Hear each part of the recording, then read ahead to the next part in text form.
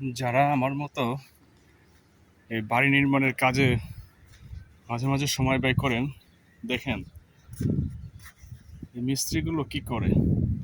তাদের দিনের দিন কাজ শেষ হয়ে যায়, তারা টাকা নিয়ে নেমে যায়, আর কাজের যে অবশিষ্ট অংশ, ওই যে রাবিশগুলো ময়লাগুলো জমে, তারা এগুলো ছাদের উপরেই পাহাড়ের মতো জমা করে রাখছে। এই হলো তার বর্তমান অবস্থা। এদেরকে প্রতিদিনই বলা হয় যে দিন শেষে আপনারা 2-3 বস্তা করে রাবিশ নিচে নামাবেন।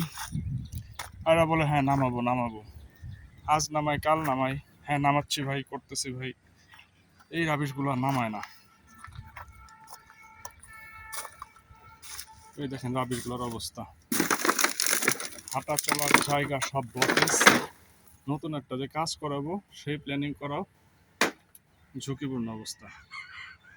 এদেরকে বললে কথা শোনো না, আর সারাক্ষণ যদি এদের পিছনে লেগে থাকা যায় তাহলে মন মতো কাজ করানো যায়। এই বড় বড় কাঠের টুকরা, অপ্রয়োজনীয় জিনিসগুলো এরা ভাবে ফেলে রেখে গেছে।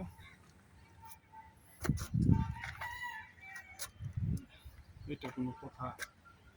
এদেরকে টাকা দেই, পারিশ্রমিক দেই, এত খুশি করার চেষ্টা করার পরেও মন মতো কাজ উঠাতে পারি না এদের কাছ থেকে।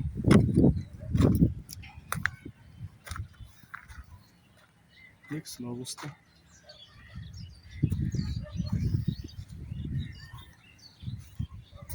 আজ প্রায় 3 সপ্তাহ হয়ে গেল এদের সাথে প্রতিদিন এদেরকে বোঝা যায় সকালে, মামা এগুলো ফেলবা, এগুলো ফেলবা, ফেলে না।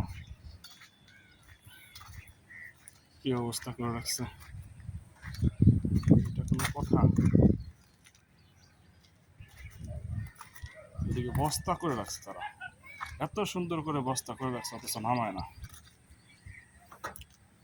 আর এদিকে মিশরের 3টা পিরামিড দেখা যাচ্ছে। এই একটা পিরামিড, ওই একটা পিরামিড, এই একটা পিরামিড। এগুলো আসলে মিশরের পিরামিড না, এগুলো হচ্ছে সিলেকশন বালু। তারা এগুলাকে ওয়েস্টেজ করে রেখে দিছে। তাদেরকে বলছি এটা টালনি দিয়ে সুন্দর করে টালবা, তেলে ময়লাগুলো আলাদা করবা, সিলেকশন বালুগুলো আলাদা করে পরিষ্কার করে এটা মিক্সিংয়ে ইউজ করবা। তারা এটাকে ইউজ করবে ঠিকই, কিন্তু পরিষ্কার করবে না। দেখেন কত নোংরা এখানে, কি পরিমাণ ময়লা আছে এটার ভিতরে। কিছু গাছও হয়েছে, সবুজ সবুজ কিছু গাছও আছে। ওরা এগুলা সহই ঢালাইতে মিক্সিং করে দেবে। আমিও নাসরবান্দা, এদেরকে ধরার জন্য আগে থেকেই সব কিছু ঠটস্থ। ওই যে ক্যামেরা সেট করা আছে,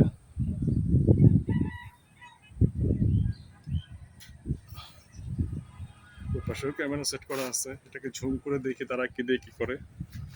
আর এটাকে আজ আমি নিজেই এক্সপেরিমেন্ট করতেছি কিভাবে পরিষ্কার করা যায় সুন্দর করে, ওদেরকে দেখাই দিয়ে যাব।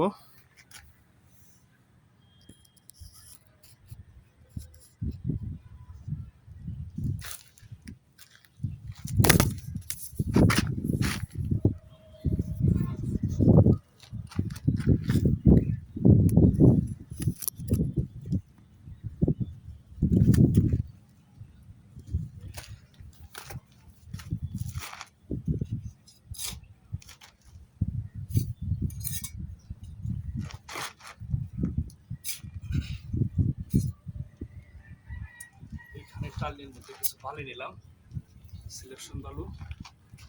এগুলোকে আমি টালবো নিজে নিজেই, আশা করি কাজ হবে।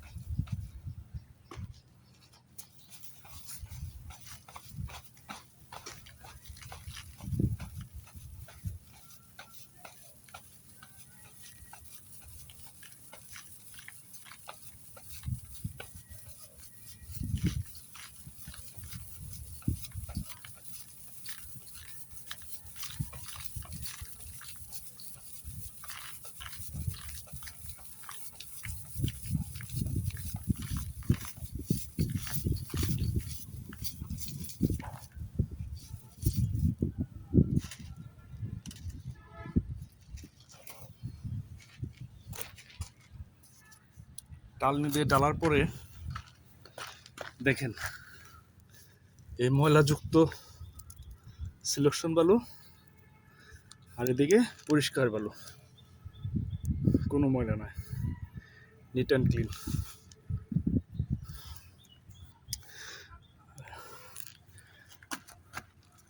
আর এই হচ্ছে টালনিতে ময়লাগুলো। মিস্ত্রিদেরকে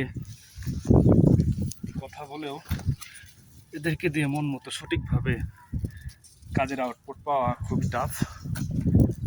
চেষ্টা করবেন আপনারা নিজেরা সর্বোচ্চ সময় আপনার কাজের পাশে লেগে থাকতে, যাতে দিন শেষে ঘরে ফিরে এসে কাজের কোয়ালিটি দেখে হতাশ হতে না হয়।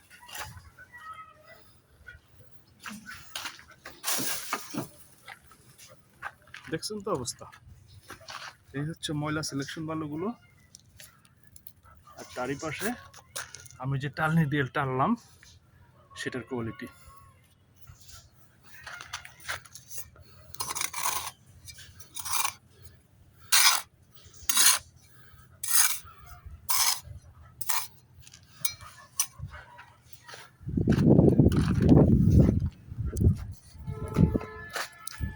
ধন্যবাদ সবাইকে।